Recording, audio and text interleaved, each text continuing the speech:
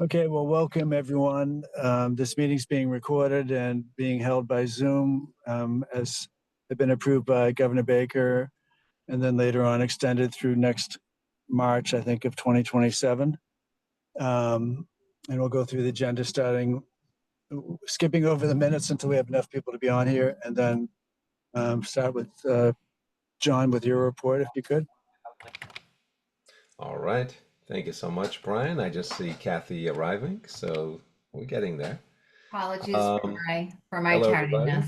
everybody, and welcome to the new year. Happy New Year on the state side. And John, for 1 second. Go ahead. Kathy, I'm literally in a car, so if you could just oversee the meeting from here. I'll be on the call, but I won't be being able to watch. Blair Wong said to be in a few minutes, so we'd have a quorum to vote for the minutes later. That's what I said. We just go on with the agenda until we had a quorum. Okay, Brian, thank you. So does somebody have the agenda? Or do I? I can look for that. And we don't have a quorum at this point? No. Right. Okay. Once Blair comes, we can vote on the minutes later. Right. John's going to start, and then we go to Nick. Okay. And I'll find the agenda in the meantime. And so forth. Okay. Thank you. All right. Very good. And nice day out today. And July is here. Like I said, it's a Happy New Year for the state. We had a successful budget process, and it's on the governor's desk right now. And so sure her team and her are reviewing it, and hopefully we'll have it signed very soon. So with all the different issues going on, a lot of the federal issues are still up in the air in some cases and settling in others.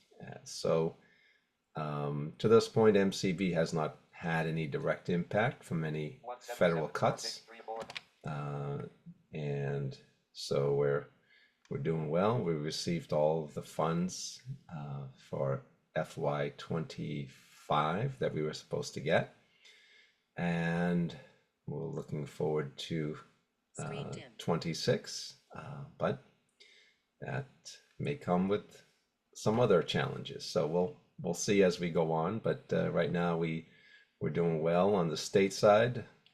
Federal state budget is very good, and we did not receive any cuts anywhere. We actually received a little bit of funding to cover some overhead and some other rates that go up, and to cover the additional personnel that we were able to bring on board this past fiscal year. So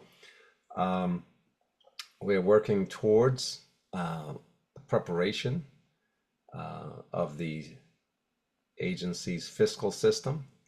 All of our managers have turned in their budget requests to our fiscal unit. They are currently processing those requests, reviewing them, and starting the process to load them into the system. We will not receive any actual state funding until the governor signs the budget. So, and then it goes through that transferring the money to the agency's process that we're all familiar with. So all services will continue to roll on, and we typically don't pay for services until after the services are delivered anyway. So that does not mean that today all services stop. It means that we can continue these services knowing that the funding will be there to pay for them, and we'll move forward. So talking a bit about our move, just about complete. We are totally out of 600. All of our materials, any furniture we were going to take has all been relocated, and the focus is on the 40 Broad Street address now. The tentative date is still July 14th. We will some of us will return early in that week, and then to help prepare the space and organize certain things, and others will continue to return to the office space during that week and the following week. So we'll continue to deliver our services as we have been. Our counselors continue, social workers continue to see, and rehab teachers continue to see and train individuals, and we should be up and running without any issues. And I can send it over to Justine for a program update, and we can continue from there. All right, thank you. Hello, everyone.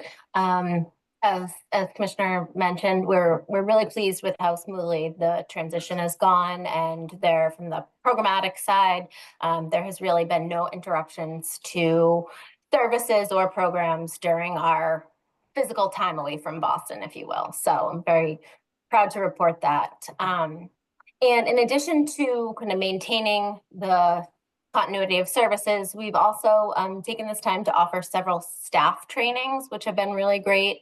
Most of them have been led or coordinated by Samantha Linden, our Director of Training and Staff Development. So these sessions have really helped to prepare our team for the shift to our new space, which is set up in kind of a hoteling model. So that will be, an obvious change for some. So we're provided some robust training about that shift, and also the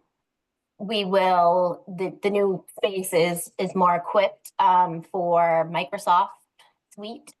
And so we have increased some of our training for staff on the use of Microsoft Teams and other Microsoft applications for increased communication and collaboration. So we're also in the midst of a very busy summer, running multiple programs and actively planning for some of our late summer and fall initiatives and programs. So our internship opening ceremony went off without a hitch, so that was great. We had over 70 participants in attendance.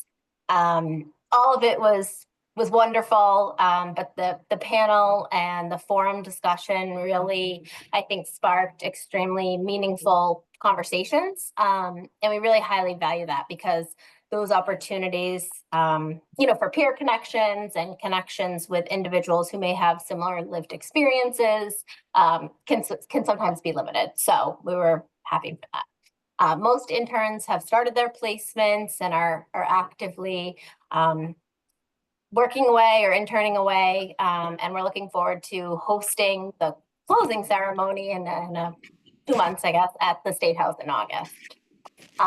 Also at the State House in October, we will have the White Cane Awareness Celebration. Planning meetings are well underway for that as we work to finalize speakers and coordinate other event logistics. And then the other update that I'll just share is we're excited because this year we've shifted slightly the focus of our reverse virtual job fair, and it will feature MCB ourselves. We'll be kind of drawing parallels between our transition to the new office space and what it's like for an employee starting in a new work environment. So some of our very own staff will speak about key considerations that we've worked through, such as orientation and mobility, office layout, accessibility, modifications, and technology. So these are going to do some short video clips to share these insights, and it'll also be showcasing our new space for viewers. So we're pretty excited about that slightly different approach to the reverse virtual job fair, which will be coming out in September. And those are the updates that I have for you today. And I'm sorry, I said reverse virtual job fair. I meant webinar, employment webinar. I'm sorry. Reverse virtual job fair will be later, and that's not changing. That was about the employment webinar. My apologies for the confusion. And the employment webinar, Justine, is usually kind of associated with isn't it connected to the virtual career fair? like a It is. That's why we have Yeah. meetings kind of together, and so we are slightly, trying to separate them a little bit. Okay. So yes, I apologize for the confusion. Yeah, no worries. Awesome. So I have a couple questions, I guess, or comments, and I think, am I the only member here besides Brian? And I know he's kind of tied up. The So only far, yes. Yes, I believe so. Yes. I staff just member. Okay. texted Blair again. He said he had a meeting and he might run a few minutes late. I just texted him saying, please join us because we need a quorum. So I think he will, and hopefully he'll come in any minute. Okay. So I'll just start. It's okay with you, Brian and John and Justine. First of all, congratulations on a very smooth move. That sounds great. And I love the idea of drawing parallels during the employment webinar to the new work site and the process that you've gone through. I think that's brilliant and very creative. And when you were saying it, I was wondering, did you take video or anything like that during that? Yes. Yes, we have. So some of it is still going to be happening, but for example, Allie, who's our orientation mobility director, she has done some mobility with our staff from whether it be the train or outside the building, general orientation to the outside. We haven't had access. We haven't had full access to the building quite yet. Besides, for move related tasks, but Right. she has filmed some of the mobility that's already occurred outside and in the lobby and things like that. And we'll continue to do snippets of videos as she and her team orient additional staff inside the building and to our floor and to our general office space, things like that. We'll also Yeah. highlight some of our accessibility. We've set up accessible workstations with CCTVs and things that some of our other staff utilize. So we will do video snippets kind of highlighting those things as well. Yeah. That's great. Real practical kind of I a figured how if we're to. doing it, let's, Yeah. and it's great for us to highlight that too. Yeah, even if you had a takeaway for the employers, like a checklist or something, like how to, the steps to go through to make sure someone is fully acclimated and oriented into a new work site, which you probably already have, but I think that's great. I had another question too about the internship program. I know that the internships are over the summer, and I'm wondering if there's any consideration or possibility for them to be like during a semester, like 14, part-time 14 weeks. So where I work, we have an interest in bringing on an intern from Mhm. MCB. However, very busy time of year for us at the end of the fiscal year. We also do performance reviews during this time. So between the closing out the fiscal year, performance reviews, and then staff take vacations over the summer. So I had thought, for us, it might be easier if it was a longer period of time, fewer hours. I don't know if people can always like be going to school and be working in an internship at the same time. I understand that's a lot to manage, but just throwing it out there as an idea, if it's something that is feasible, I think it would allow us to engage a little easier or at all. And maybe other employers would be in the same boat.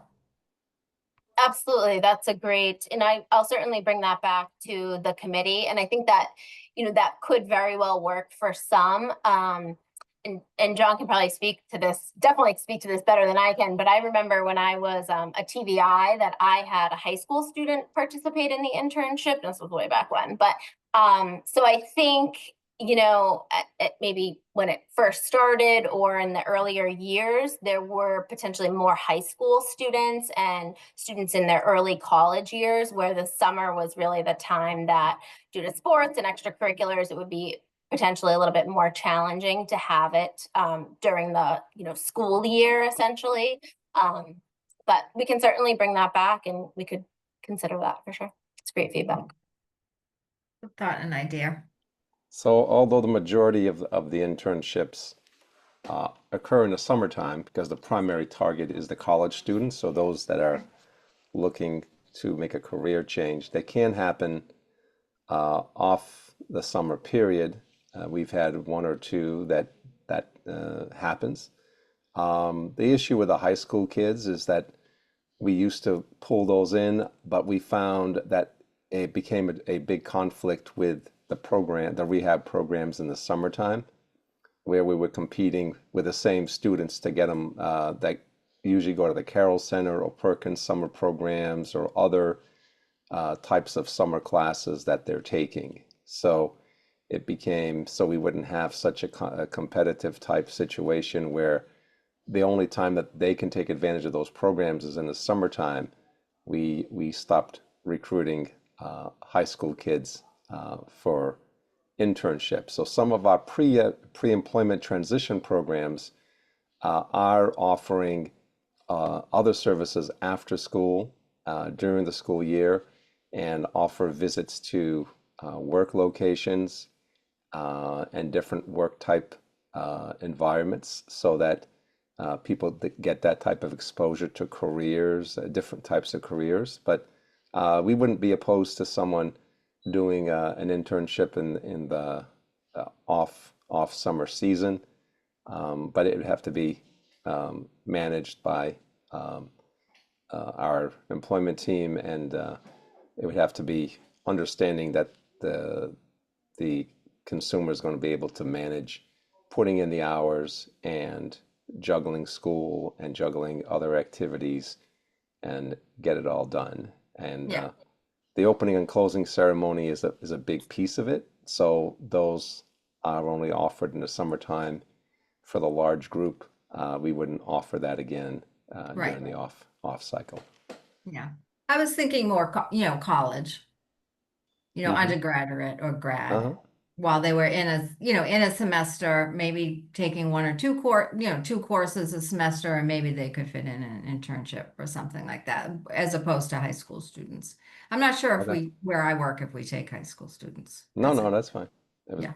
um, yeah, I mean, college kids, we encourage everyone to find internships on their own. So Yeah. if they've landed an internship in the fall or spring, we wouldn't be opposed to it at all. So if that fits in their schedule. Mhm.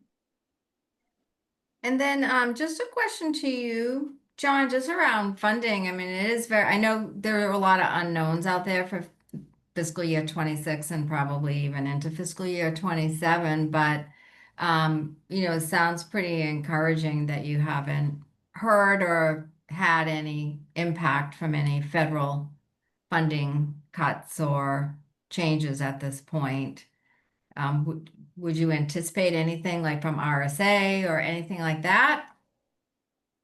Well, the RSA communications have been positive. I don't know of any Awesome. actual voc rehab agencies that have received any cuts. Some people are talking and are sort of projecting that there's going to be cuts, but I'd rather not do that. I plan Yeah. going forward, and projecting gets a lot of people fired up. Yeah, it could happen if anybody watches the news. But being that voc rehab serves a 100% disabled population, that it serves a population that is highly unemployed. It serves a population that once we're able to get them employed, majority of folks come off Social Security. Mm-hmm. So and more. So there's lots of benefits to not slash the program tremendously. Can there be cuts? Yeah, there can be cuts, but right now there hasn't been any, to my knowledge, to any agency. It has been projected, and some other agencies in other fields, other parts of government have received some cuts.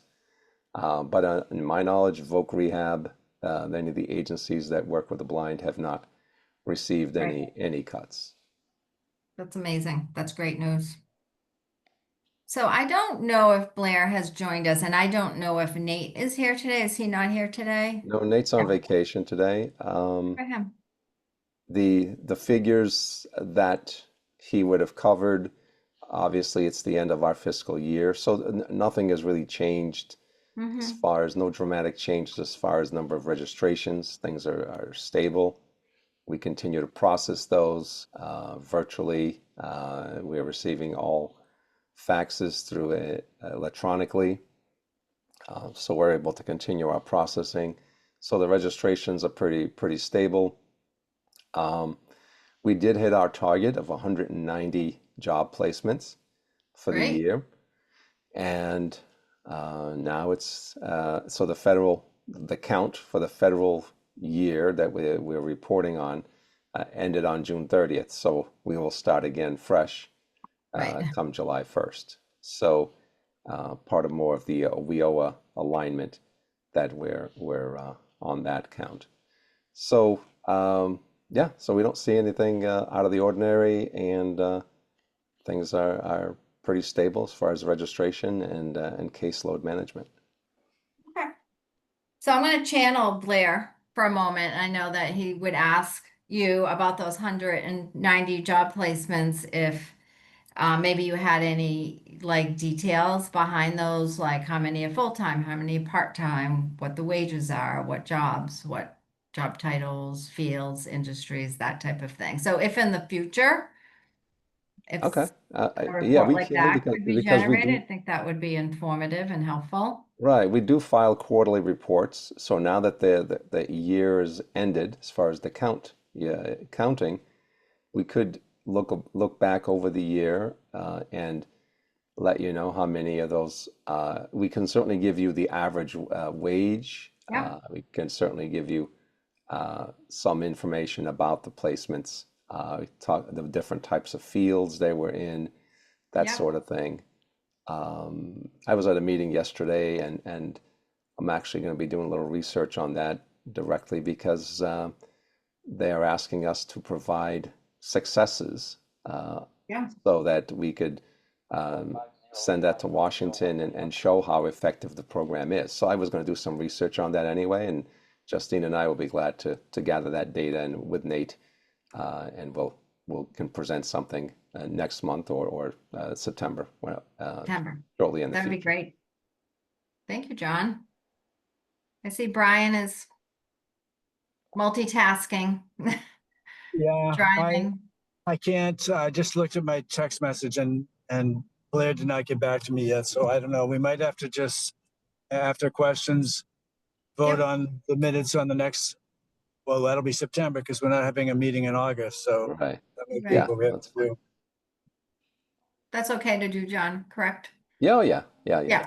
Okay. No, that happens many times. And if you guys want to go to questions from the public, if we have nothing else, then But we the can first do time that. in my tenure, to be honest, the first time we haven't had an agenda, a quorum. So I think, but anyway, yeah, maybe it's the second. Well, But either way, we can work. Brian, July do and you have August, any questions or? Are always tough months anyway to get Yeah. people together. So Yeah. that could happen. Yeah. Yeah. We're all off today, apparently, because Blair can't make it. I was late. Brian's in his car driving, and the Well, other two on here. So life happens, right? we're trying. Brian, did you have any questions or comments before we open it up to the public for their questions and comments? No, I don't. And I just realized that I was on video. I just turned my video off. You can see I'm not lying, that I definitely was driving. Yeah, So you definitely I'm good. were. And Thank I you. give you credit for knowing how to turn your video off from your cell phone, because I have not been successful doing that myself when I've zoomed into meetings from my phone. So good job. Anyway, no questions for me. Thank you. Okay, thank you. So at this point, we can open it up to our guests who are here today for any questions or comments. We have a small group. Feel free to take yourself off mute and just speak up, or if you prefer to raise your hand through the functionality of the Zoom program, feel free to do that. And if there are no questions, I guess we could move to adjourn. Everyone's quiet today. Okay. Everybody's thinking about the 4th of July I coming. was gonna say, yeah, everybody's like, let's get going for the long weekend. and welcome summer. All right, well, thank you, everyone. Thank thank you. you Thank all. you, Kathy, for helping. Thank you, everybody. Yeah, you're Have a welcome, great Brian. 4th of Sorry, I July. probably panicked you when I was late. My apologies for that, but thank you, Commissioner. Thank you, Brian. All right. Thank you, Have a great Justine, 4th of July. and Take everybody care. else. You too. See Thank you you. in September. August is off. Yeah, Okay, August is see you off. then. Correct. See you in September. Have a good summer.